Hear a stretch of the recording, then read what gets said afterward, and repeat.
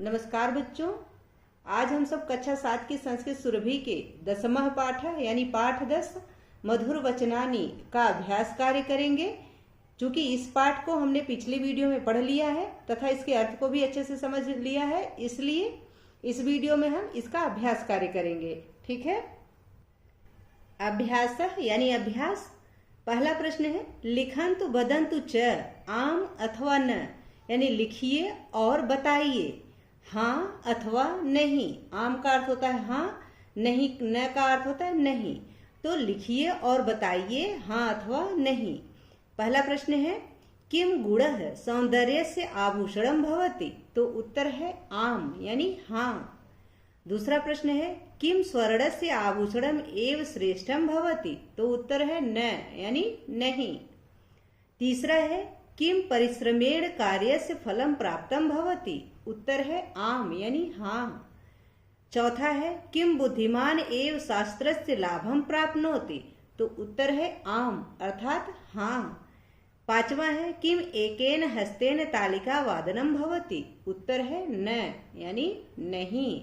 दूसरा प्रश्न है मंजूषायाः उचितं पदं चित्वा रिक्त स्थानानि पूरयन्तु, यानी मंजूषा से उचित पदों को चुन करके रिक्त स्थानों की पूर्ति कीजिए, जो हमने यहाँ कर रखा है। पहला है हस्तस्य आभूषणम दानम भवति, तो यहाँ दानम भरा जाएगा। दूसरा है विद्याम प्राप्य मनुष्य विनम्रः भवति, तो दूसरे में विनम्रः भरा जाएगा। तीसरा है परिश्रमम बिना मानवः फलम न प्राप्नोति, तो तीसरे में परिश्रमम भरा जाएगा। चौथा है ज्ञानवान जनः यदि क्षमाशीलः भवति तर्हि सह सम्मानम प्राप्नोति, तो यहाँ क्षमाशीलः भरा जाएगा चौथे में। पांचवा बुद्धिमान जनः एव शास्त्राणाम ज्ञानम प्राप्तुम शक्नोति, तो इसमें शास्त्राणाम भरा जाएगा पांचवे में। ठीक है। अगला है तीसरा प्रश्न उचित पर्याय पदम चित्वा लिखन्तु, यानी मंजूषा से उचित पर्यायवाची पदों को चुन करके यहाँ लिखिए। पहला है आभरणम, आभरणम का पर्यायवाची होता है आभूषणम, तो यहाँ से आपको आभूषणम लेके यहाँ भरना है। दूसरा है तालिका, तालिका का पर्यायवाची होता है करतल ध्वनि, तो दूसरे में करतल ध्वनि ही भरा जाएगा। तीसरा है लोचनाभ्याम, लोचनाभ्याम का पर्यायवाची होता है नेत्राभ्याम, तो यहाँ नेत्राभ्याम भरा जाएगा। चौथा है पात्रताम, पात्रताम का पर्यायवाची होता है योग्यताम, तो यहाँ योग्यताम भरा जाएगा। पांचवा है प्रज्ञा, प्रज्ञा का पर्यायवाची शब्द होता है बुद्धि, इसलिए यहाँ बुद्धि भरा जाएगा। ठीक है। अगला प्रश्न है एतेषां प्रश्नानां उत्तराणि एक पदेन बदन्तु लिखन्तु च, यानी इन प्रश्नों के उत्तर एक पद में बोलो और लिखो, यानी बताइए और लिखिए। बदन्तु लिखन्तु च यानी बताइए और लिखिए। पहला है नरस्य आभूषणम किम भवति, यानी मनुष्यों का आभूषण क्या होता है, तो उत्तर है रूपम यानी रूप। दूसरा है काभ्याम विहीनः दर्पणे द्रष्टुम न शक्नोति, यानी किससे विहीन दर्पण देखने में सक्षम नहीं होता या दर्पण नहीं देख सकता, तो उत्तर है नेत्राभ्याम यानी नेत्रों से। तीसरा है पात्रताम किम आयात, यानी पात्रता से क्या आता है, तो उत्तर है धनम यानी धन। चौथा है धर्मः कस्मात् भवति, धर्म किससे होता है, तो उत्तर है धनात्, यानी धर्म धन से होता है। पांचवा है कस्य आभूषणम व्यर्थः भवति, व्यर्थम भवति, यानी किसका आभूषण व्यर्थ होता है, तो उत्तर है स्वर्ण से यानी सोने का, सोने का आभूषण व्यर्थ होता है। पांचवा प्रश्न है एतेषां प्रश्नानां उत्तराणि पूर्ण वाक्येन लिखन्तु, यानी इन प्रश्नों के उत्तर पूरे वाक्यों में लिखिए। पहला है सत्यम कस्य आभूषणम भवति, यानी सत्य किसका आभूषण होता है, तो उत्तर है सत्यम कंठस्य आभूषणम भवति, यानी सत्य कंठ का आभूषण होता है। दूसरा है गुणस्य भूषणम किम भवति, यानी गुण का आभूषण क्या होता है, तो उत्तर है गुणस्य भूषणम ज्ञानम भवति, यानी गुण का आभूषण ज्ञान होता है। तीसरा है शास्त्रम कस्य किमपि न करोति, शास्त्र किसका कुछ भी नहीं कर सकता है, तो उत्तर है यस्य स्वयं प्रज्ञा न भवति शास्त्रम तस्य किमपि न करोति, यानी जिसकी स्वयं की बुद्धि नहीं होती है शास्त्र उसका कुछ भी नहीं कर सकता है, कुछ भी सहायता नहीं कर सकता है। चौथा है सुखम कस्मात् प्राप्यते, सुख किससे प्राप्त होता है, तो उत्तर है सुखम धर्मात् प्राप्यते, यानी सुख धर्म से प्राप्त होता है। पांचवा है मनुष्य परिश्रमम बिना कार्यस्य किम न प्राप्नोति, यानी मनुष्य परिश्रम के बिना कार्य का क्या नहीं प्राप्त कर सकता है।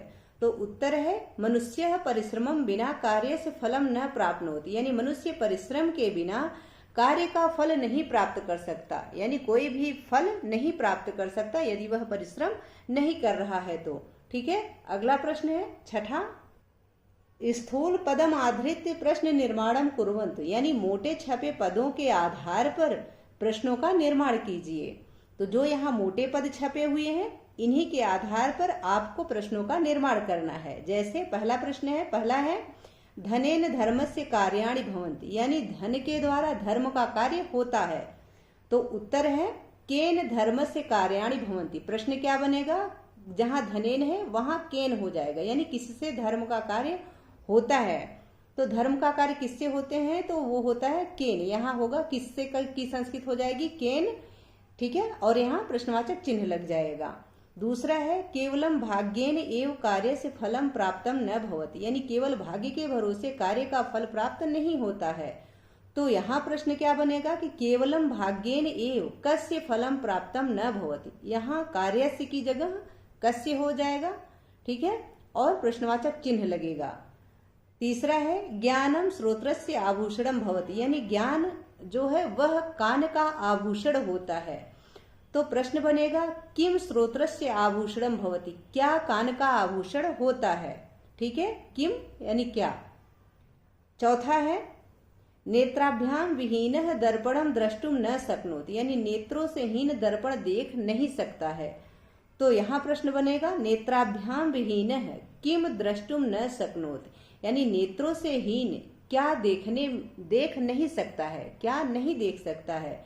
तो यहाँ क्या की संस्कृत क्या हो जाएगी किम। ठीक है, पांचवा है रूपस्य आभूषणम गुणः भवति, रूप का आभूषण गुण होता है। तो प्रश्न क्या होगा रूपस्य आभूषणम कः भवति, यानी रूप का आभूषण क्या होता है। तो क्या की संस्कृत हो जाएगी कः। ठीक है, तो रूपस्य आभूषणम कः भवति ऐसा प्रश्न बनेगा और यहाँ प्रश्नवाचक चिन्ह लगेगा।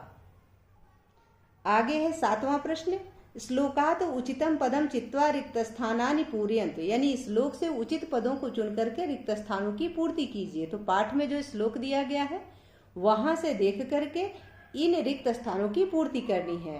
पहला है यथा एकेन, यहाँ एकेन भरा जाएगा तो होगा यथा एकेन हस्तेन तालिका न, यहाँ संप्रद्यते भरा जाएगा। ठीक है, तथा उद्यमम, यहाँ उद्यमम भरा जाएगा। परित्यज्य कर्मण फलम न भवेत, यहाँ भवेत भरा जाएगा। तो श्लोक हो जाएगा यथा एकेन हस्तेन तालिका न संप्रद्यते तथा उद्यमम परित्यज्य कर्मण फलम न भवेत। ठीक है, दूसरा है विद्या विनयम ददाति, यहाँ विनयम भरा जाएगा। विनयात पात्रता याति, यहाँ पात्रता भरा जाएगा। पात्रतात धनम आपनोति, तो यहाँ धनम भरा जाएगा। धनाद धर्म, धन से धर्म होता है। ततः सुखम प्राप्त होते, उससे सुख प्राप्त होता है। तो पूरा बनेगा विद्या विनयम ददाति, विनयात पात्रता याति, पात्रतात धनम आपनोति, धनाद धर्म ततः सुखम प्राप्नोति। ठीक है, आशा है कि इस पाठ का अभ्यास कार्य आप सबको अच्छे से समझ में आ गया होगा। यदि पाठ से संबंधित या वीडियो से संबंधित कोई सुझाव हो या आपकी कोई क्वेरी हो तो प्लीज कमेंट बॉक्स में अवश्य लिखें। वीडियो पसंद आए तो इसको लाइक करें, शेयर करें और चैनल पर नए हैं तो प्लीज इसे सब्सक्राइब अवश्य करें। वीडियो देखने के लिए बहुत बहुत धन्यवाद।